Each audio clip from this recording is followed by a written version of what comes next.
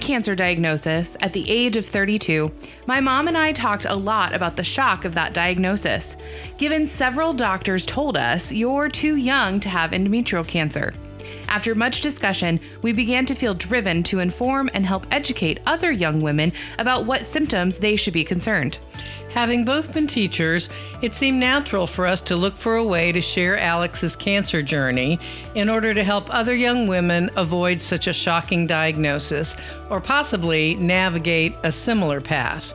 A podcast seemed the best way to get the word out, and that's how Down There Aware was born.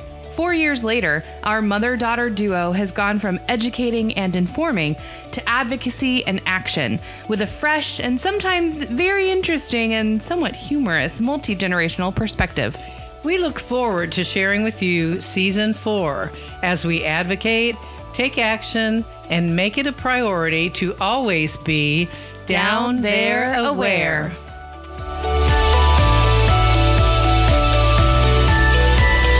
Welcome back to another episode of Down There Aware.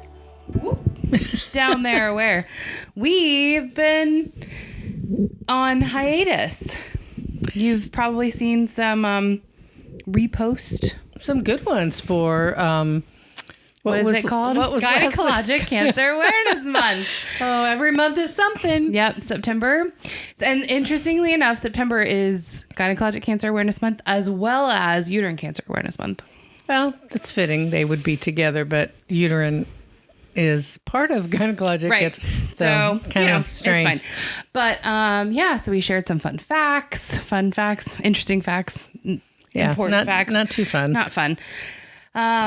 About gynecologic cancer and all of that stuff that's happening. We replayed Johanna Holler's story because we had talked about it in our last episode.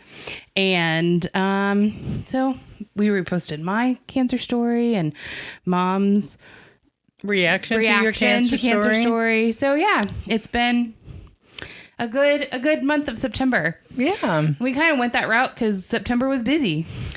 Busy month, lots of travel. Lots happening. A lot happening, but we're back. It's October. It's October, and it's... Can you tell?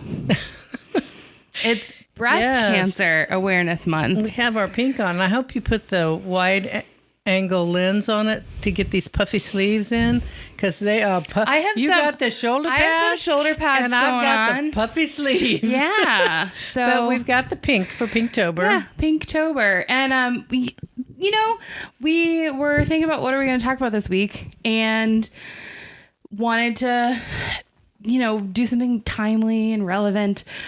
And I came across a post. I wish I had my phone. That I shared with Mom that talked about the kind of ugly side of Pinktober. But we'll get into that later because I think we're going to share some facts about breast cancer and all of that stuff. Well, I know we've kind of alluded to this in different times that, and, I don't want to speak for you, but I know for me, after your cancer diagnosis, I got frustrated about Pinktober, only because there wasn't a Peachtober. I mean, Peachtember. Yeah, something. Just because I saw so much attention on breast cancer, and not to say there shouldn't be attention on it. We've dealt with friends and family who have had that diagnosis, and it's horrific. And we want attention and we want money on it to research. But we also want it on the other cancers. Right. And after your diagnosis, really wanted it on uterine cancer, gynecologic cancers. Yeah. And I think part of the reason why breast cancer took off, it's a marketing, it's just a really easy marketing ploy, right? I remember, I think it was in the 90s where they came up with Save the Tatas. Oh, that's so cute. We can talk about boobs in a fun way. Lots of cutesy things. And I mean, I remember even back in high school, our cheerleaders had pink pom-poms during October. Same with when I was in college, they had pink pom-poms. I saw recently our sheriff's, what are the head sheriff guy? What's his title? Chief Sheriff. We'll make it up. Now his wife has had breast cancer, but like anything on his uniform that had been white was pink, hot pink, like on his green sheriff's uniform. And everybody does it. Like any industry. Well, the NFL, they wear pink and, just any industry you can think about. And, it is interesting because and we'll just get to it now. That negative post I saw talked about making sure that if you are buying a product that has a pink ribbon on it or says, fight the fight or support the cause or whatever, you probably should make sure where that money is going. Yeah. Because it's not always going to where you think it is. Well, and I think it's just like anything, especially in this technological age we're in. People take things and make them something they're not. So, throwing that pink ribbon on something, they know that a lot of people won't take the time and effort to check, to be sure where the money goes. They figure we'll just do this and they'll buy our product. Right. And so it's like anything, we have to be our own advocate. We've talked about that so much, and we have to do it in where our money goes to and who we support. Right. And the other thing is, now everywhere you go, I mean, you could drive through McDonald's, you could go shop at Nordstrom, you could go to the gas station and fill up your car.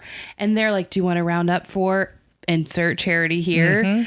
And they kind of guilt you, right? Like in a way of, it's just a few cents, round up. Well, all that is a tax break for the company. Yeah. Because they're making the donation. You're not making the donation.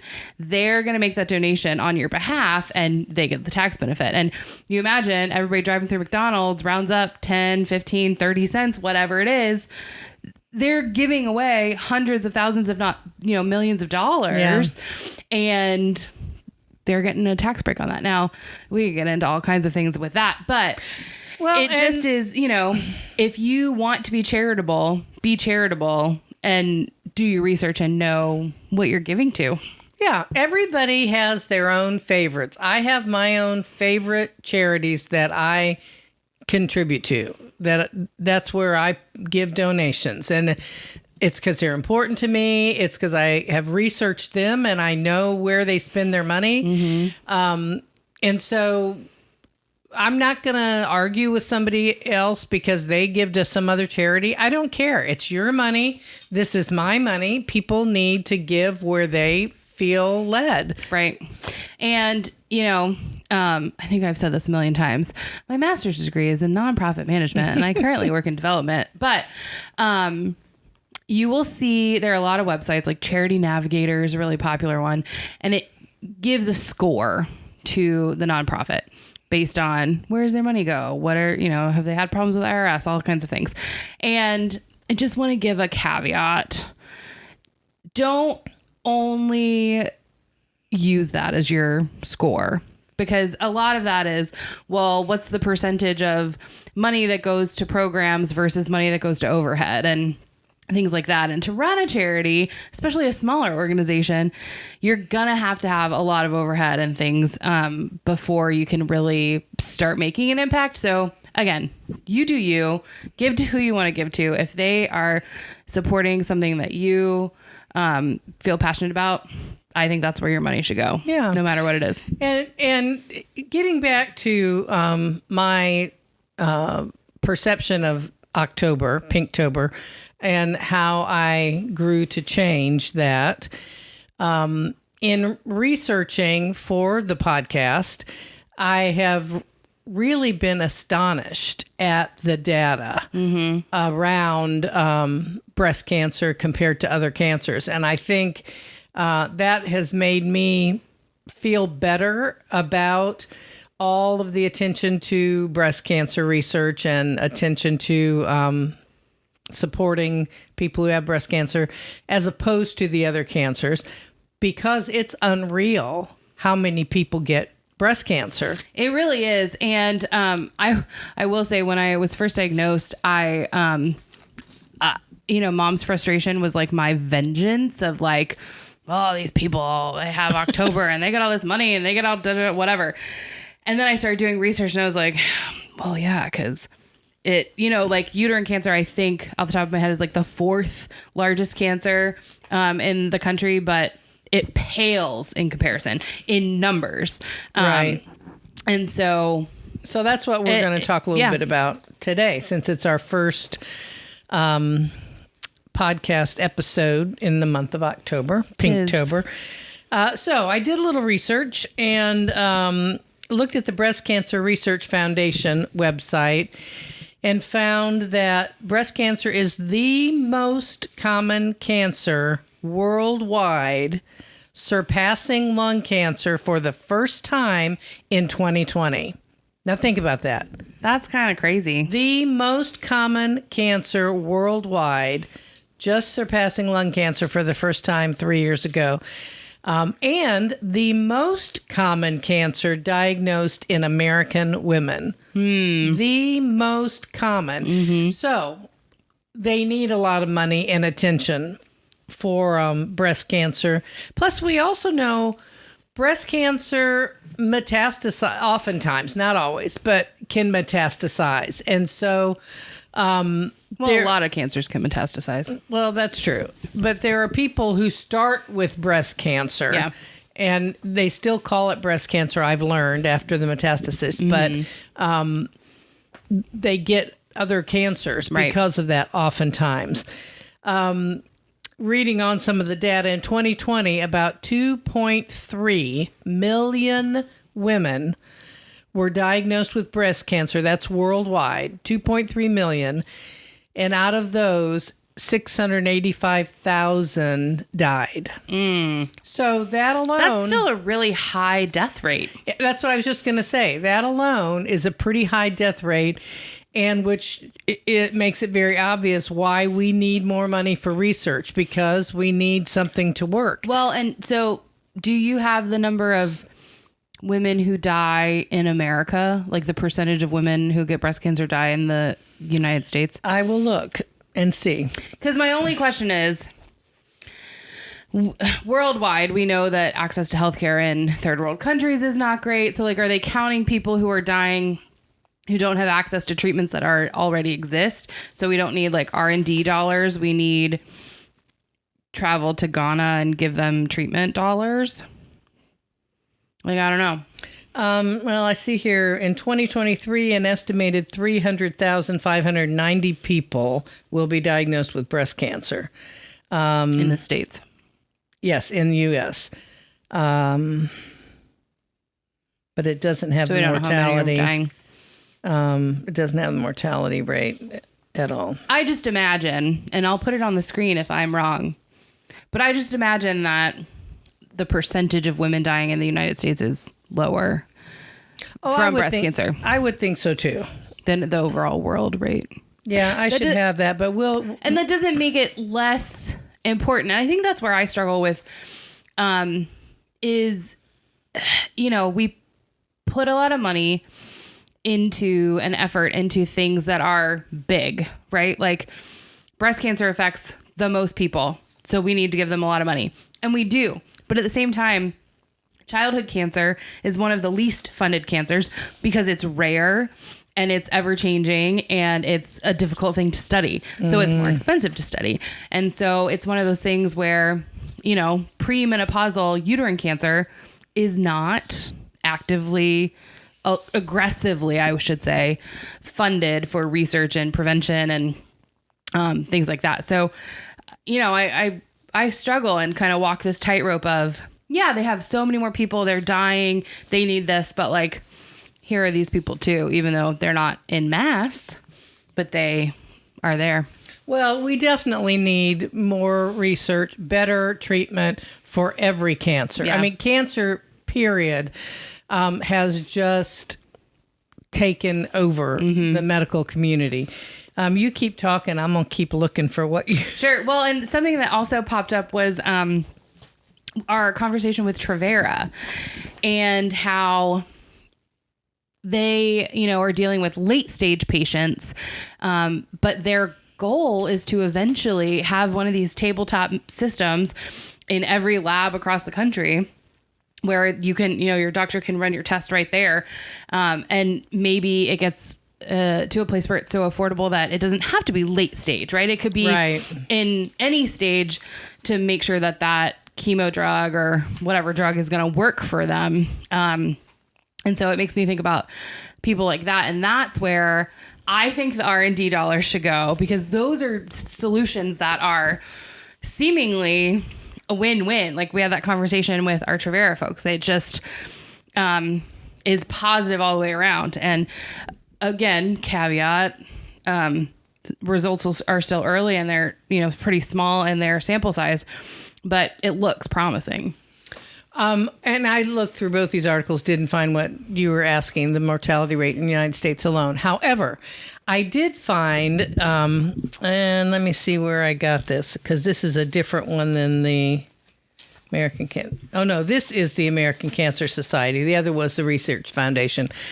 In the American Cancer Society information, it says breast cancer incidence rates in the United States began decreasing in 2000 after increasing for the previous 2 decades. They dropped by 7% from 2002 to 2003 alone. And one theory is that this decrease was partially due to the reduced use of hormone replacement therapy. Because HRT was a big thing when people started having hysterectomies. There was no question. You had to go on HRT. But then there was a study published in 2002 that said hormone replacement therapy contributed to breast cancer. There have since been other studies that contradict that. So I still don't know that anybody knows. Well, and I think it depends on which kind of breast cancer. Exactly. Because there's estrogen-fed breast cancer, and then there's other. But just the fact that there's been a great decrease, I think, is huge. Yeah. It says in recent years, incidence rates have increased slightly by 0.5% per year. Breast cancer is still one of the leading causes of cancer-related deaths in United States women, second only to lung cancer.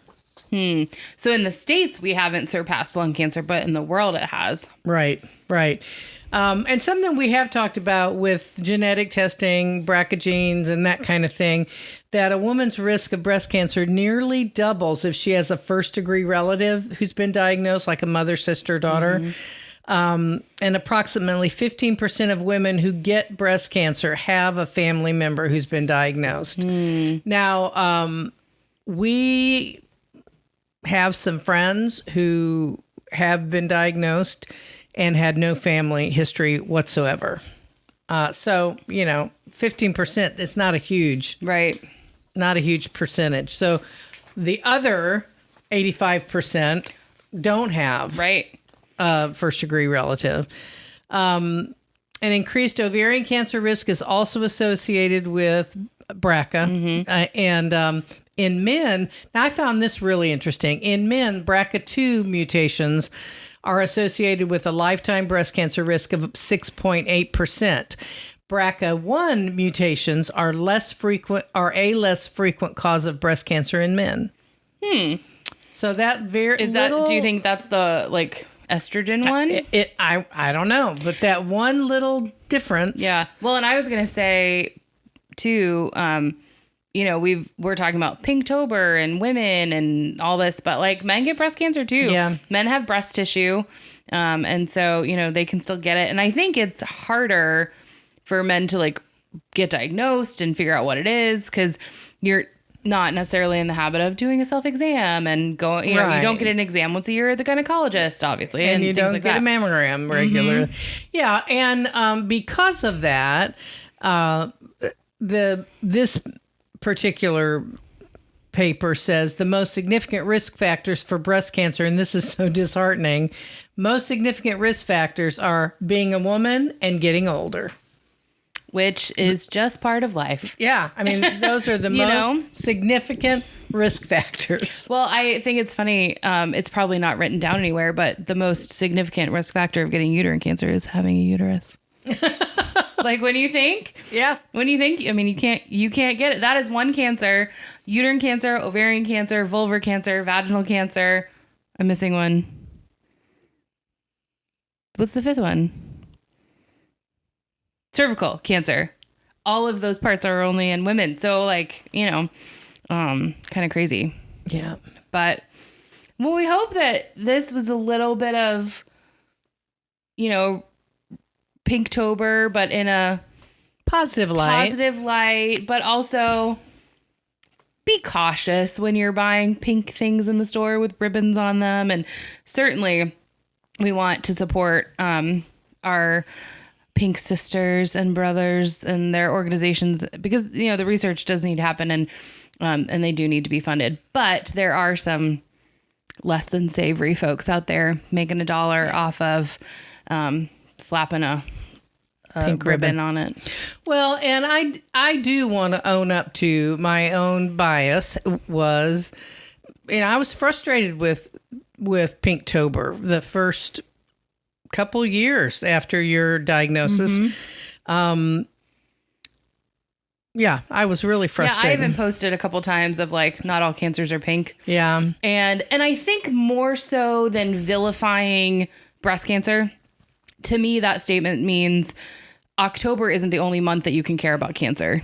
Yeah, any cancer. Right. And I saw last week of September, I saw companies ramping up and like the NFL had already started changing things and, advertisements were ramping up to say, oh, pink. And I'm like, cool. Why can't we have this vibrancy and enthusiasm about all cancers, and I think it especially hits hard because Gynecologic Cancer Awareness Month comes right before Breast Cancer Awareness Month. So before it was even over, everybody was going pink. Right. They had already moved on. And like, if they had even acknowledged it, and even the cancer center that I go to,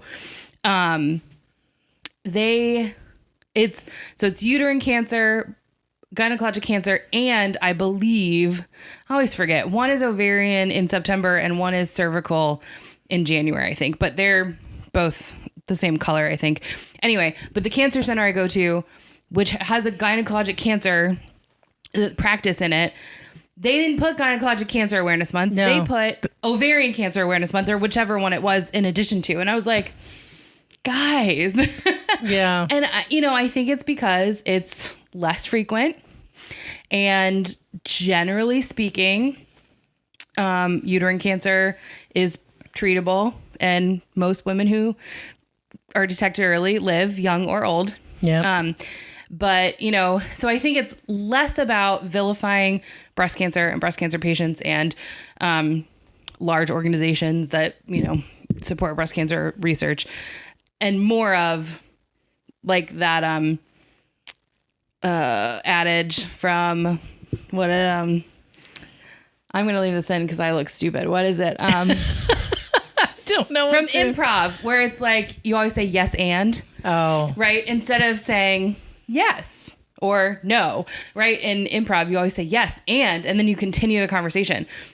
I just want a little bit of yes and with cancer. Yeah. Like, yes, breast cancer and uterine cancer and ovarian cancer. Well, I love research, and I'm happy that I was able to delve a little deeper. It made me feel better about Pinktober and wearing my puffy sleeves and talking about this today and how we're going to go forward this month. So I just hope that all cancers can eventually get this kind of attention. Maybe not necessarily with a colored month, but it would be nice that if everybody knew, right, that September was breast cancer or September was uterine, cancer awareness month. And I think back to the when we used to have Wear Purple Day when we first started. And I remember the very first time we did it, I was on a work trip, and the day we were doing it, I was flying and I wore a purple shirt, on the plane. And I just got to thinking, wouldn't it be nice if people knew that I'm wearing purple that it's not just a girl wearing a purple shirt. Right. Because like now, if I wear pink in October, people know instantaneously, people are going to associate it, whether I want it to or mean it to or not, are going to associate it with that for good or bad. Right. it's in people's minds. And again, we're not vilifying anything that's going on, but I think it takes just what we're doing and what other people are doing, you know, our little podcast, whatever little ripple effect can happen from it. And other people are doing plenty more than that. So, you know, all you can do is what you can do. That's very true. So, and that's what we're doing. And go do what you can do. That's right. This week. Get up and go. Gotta make go. Okay, this mic's driving me nuts. Sorry for all of the extenuating noises that you've heard. That's not a phrase, extenuating noises. There's going to be a lot of audio. There's going to be a lot of stuff. So anyway, thanks for listening. Thanks for listening to this week's episode of Down There Aware. Be sure to like and subscribe on our new YouTube channel, as well as on your favorite podcast platform. You can find us at Down There Aware on all social media sites: Twitter, Pinterest, TikTok, Facebook, Instagram. If you have it, we're there at Down There Aware. You can learn more on our website, www.downthereaware.com, and always get in touch with us, downthereaware@gmail.com. See you next week.